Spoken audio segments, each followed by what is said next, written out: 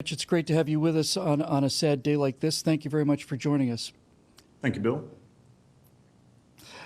Let's start with something. You were in Dallas at the time. We weren't at the scene, but you were in Dallas at the time.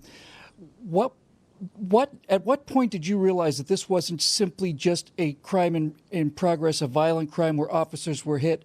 When did you realize that this appeared to be a hunt for police officers? Actually, I was at home, and my supervisor called me at about 9:05. The shooting started about 8:58 p.m., and she said, "Get down here. We need your help."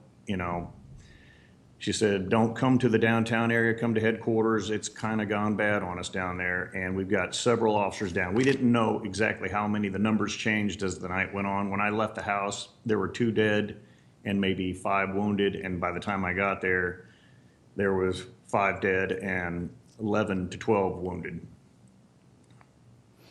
Well, Rich, I don't expect, and I'm certainly not going to ask you to try to tell us what that must be like on the families of police officers, but I imagine that the first hours or so have got to be the most agonizing, because everybody who's married to a police officer is a father, son, daughter of a police officer. When you hear news like that and you see it live on television, hundreds, if not thousands, of families must have been just frozen with fear. This is their worst nightmare possibly come true. Is that the sense that you got, that the entire community of people related to these officers, nobody knew who was down and who wasn't?